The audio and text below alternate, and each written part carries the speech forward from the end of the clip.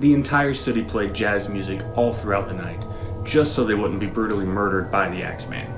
It's the late 1910s and the city of New Orleans is in complete panic mode.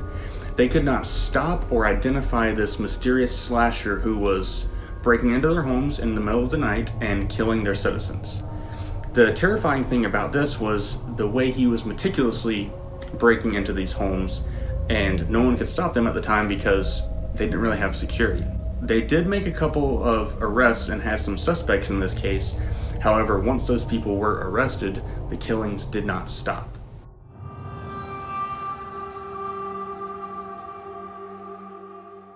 May 23, 1918 was the first documented killing by the Axeman. Joseph Maggio and his wife Catherine were sleeping in their apartment above their family-owned grocery store. The Axeman broke in, slit both of their throats, and then smashed their skulls in with their own axe. Police found the killer's blood-stained clothes near the crime scene, indicating that he changed clothes before exiting the scene.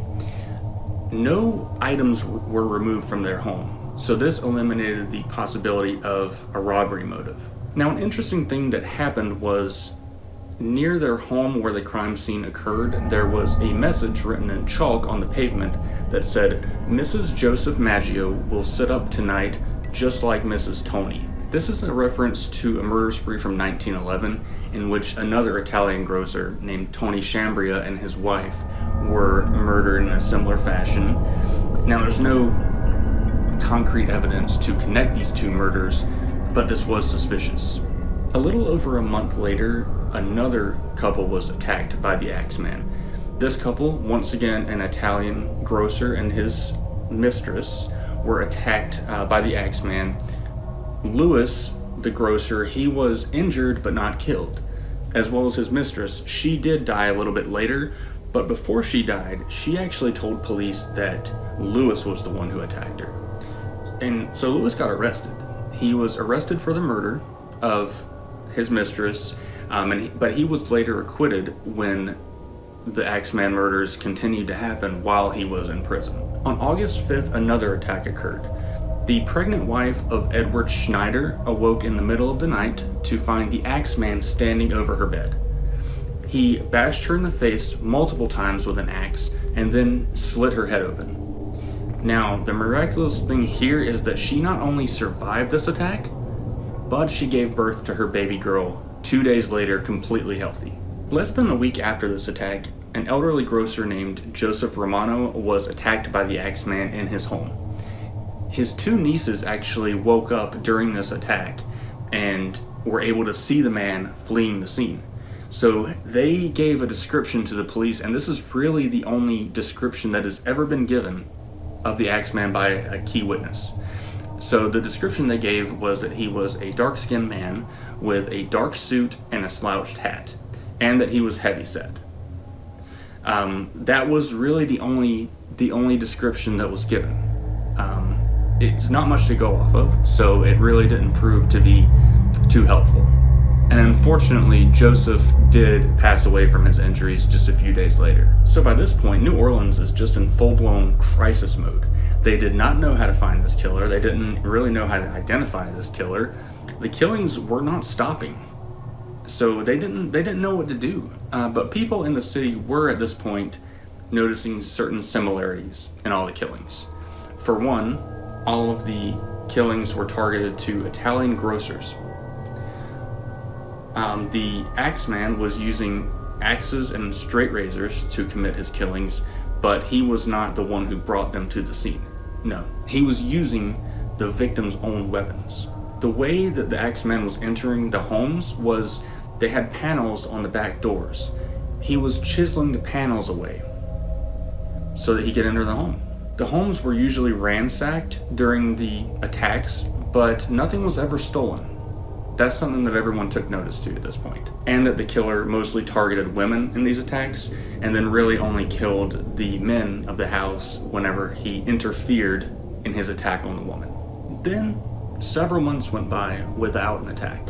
So at this point, New Orleans kind of started letting their guard back down, going back to normal, until March 10th, 1919.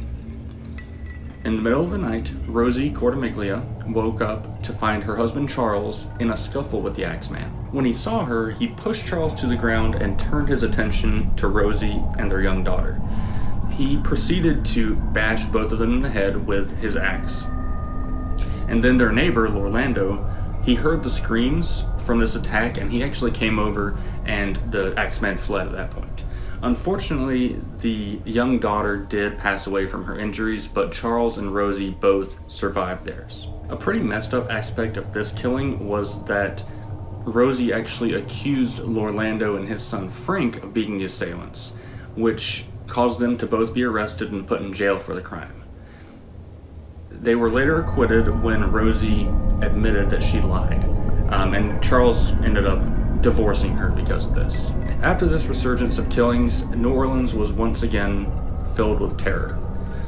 The police by this point did believe that the murders were all committed by the same person, and then on March 14th, 1919, things in this case got even weirder when the local newspaper received the following letter. Hell, March 13th, 1919. Esteemed mortal, they have never caught me and they never will. They have never seen me, for I am invisible, even as the ether that surrounds your earth. I am not a human being, but a spirit and a demon from the hottest hell. I am what you Orleanians and your foolish police call the Axeman. When I see fit, I shall come and claim other victims. I alone know whom they shall be. I shall leave no clue except my bloody axe, besmeared with blood and brains of he whom I have sent below to keep me company. If you wish, you may tell the police to be careful not to rile me. Of course, I am a reasonable spirit. I take no offense at the way they have conducted their investigations in the past. In fact, they have been so utterly stupid as to not only amuse me, but His Satanic Majesty, Francis, Joseph, etc. But tell them to beware. Let them not try to discover what I am, for it was better that they were never born than to incur the wrath of the Axeman. I don't think there is any need of such a warning, for I feel sure the police will always dodge me, as they have in the past.